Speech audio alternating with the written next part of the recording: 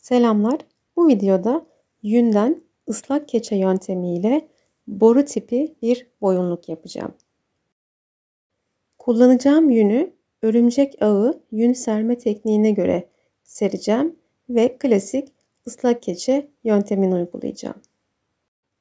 Kullandığım yün 18 mikron kalınlığında uzun liflere sahip bir merinos yünü.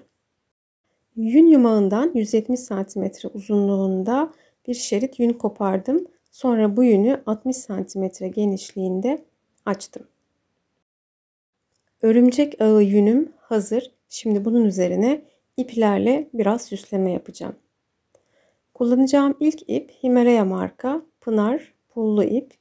Biraz yün içeriyor. O yüzden yün üzerinde tutunması çok güzel bir ip. İpi gelişigüzel uzunlamasına yün yönünde yerleştirdim. Daha sonra ikinci ipi yerleştirdim. Bu da Gazal Rock'n'Roll örgü ipi. Bu da yün içeren bir ip. Islak keçede yüzeye çok güzel tutunuyor. Boru tipi şeklini vermek için kullandığım şablon ölçülerini ekranda görüyorsunuz.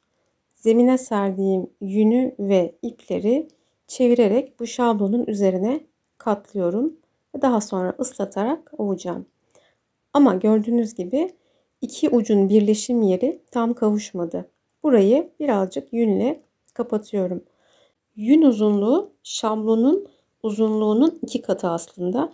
Ama yünü enine çekiştirirken boydan bir miktar küçülüyor. O yüzden bir boşluk oluşuyor birleşim yerinde. Bunu da sonradan telafi edebiliyoruz. Sonradan uğraşmak istemiyorsak eğer başlangıçta biraz daha uzun bir yünle çalışmaya başlayabiliriz. Yani şablonun uzunluğunun 2 katından mesela 15 cm daha uzun bir yünle çalışmaya başlayabiliriz. Oda sıcaklığındaki suya bir miktar sıvı el sabunu ekledim ve yünü bu suyla ıslattım. Zeytinyağlı sıvı el sabunu kullandığımı söylemek isterim. Bu aşamada yünü ovmadım. Bol suyla ıslattım. Sonra fazla suyu havluyla çektirdim. Her iki yüzeye de aynı şeyi yaptım. Yün lifleri arasındaki hava kabarcığını havuz makarnasıyla üzerinden geçerek çıkardım. Daha sonra birinci kademede titreşim uyguladım. Bir zımpara makinesi yardımıyla.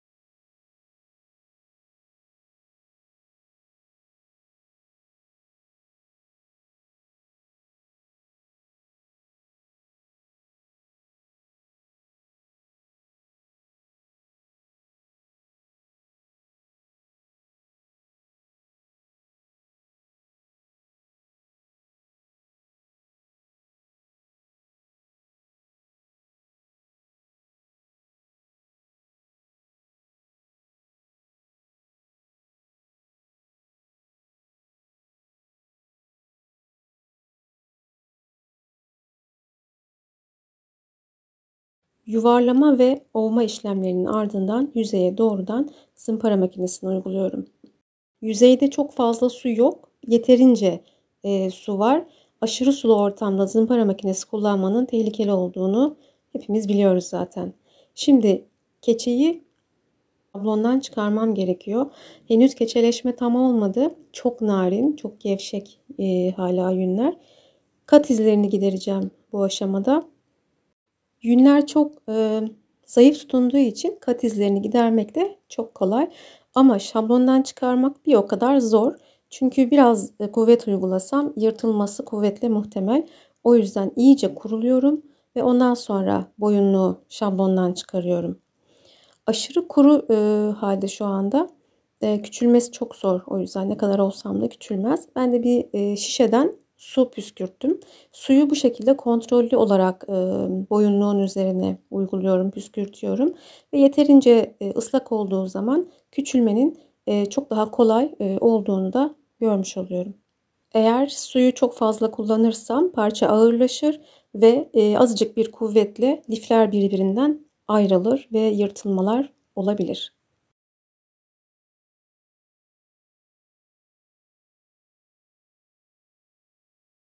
Bazı yerlerde delikler istemediğim kadar büyük oldu. Bunu gidermek istiyorum.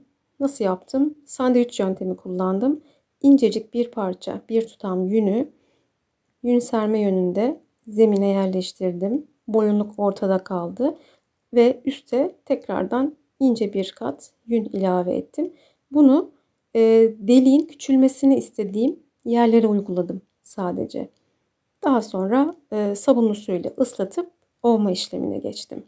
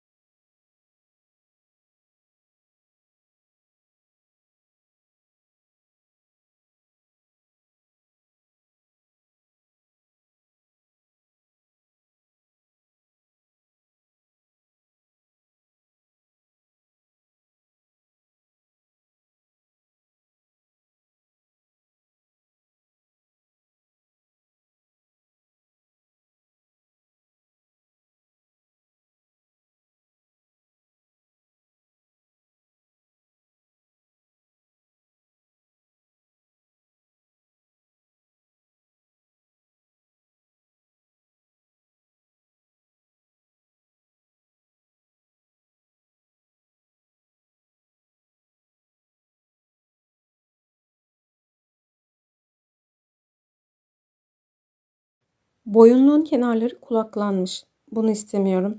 O yüzden küçülmesini istediğim yönde rulo yapıp güzelce ovuyorum.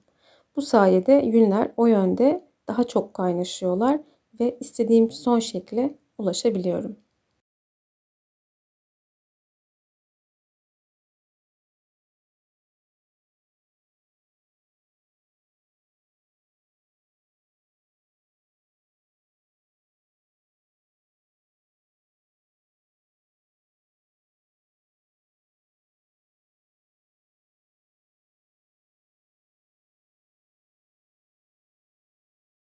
Bu aşamada bir prova yapıyorum. Mankenin üzerindeki duruşuna bakıyorum. İstediğimden biraz daha geniş. Ama böyle bir de kullanılabilir bence. Degaje yaka gibi kullanılabilir. Fakat birazcık yukarı doğru gelsin, boynu ağzı kapatsın istiyorum. O yüzden küçülmesini istediğim yönü belirledim ve o yönde birazcık ovuyorum. Çok değil, yine kontrollü gidiyorum. Son aşamada mutlaka kalıp sabunla, zeytinyağlı kalıp sabunla ovarak yüzeyi iyice sağlamlaştırıyorum.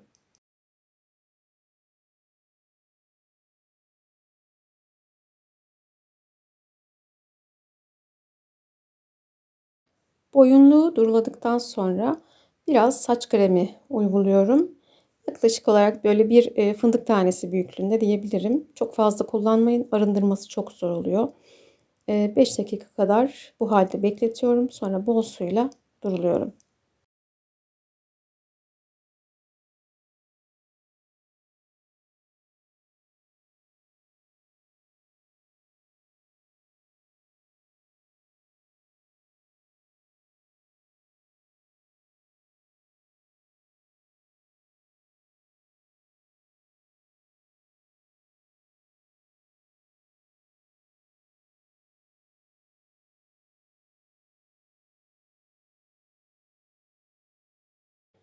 Videonun bu aşamasına kadar sabırla beni dinleyenler, izleyenler için burada bir bonus bilgi vermek istiyorum.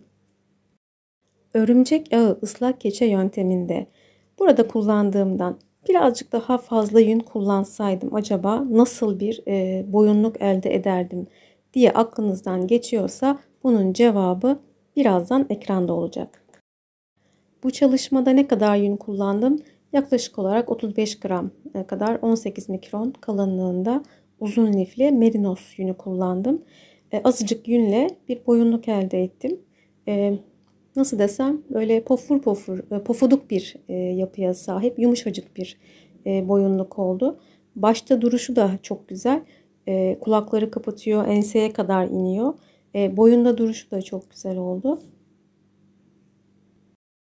Evet, şimdi gelelim biraz daha fazla yün kullanırsak örümcek ağı ıslak geçe tekniğinde nasıl bir boyunluk elde ederiz sorusunun cevabına. Sağda 35 gram yün kullandığım boyunluğu görüyorsunuz. Solda da 60 gram merinos yünü kullandığım keçe boyunluğu görmektesiniz.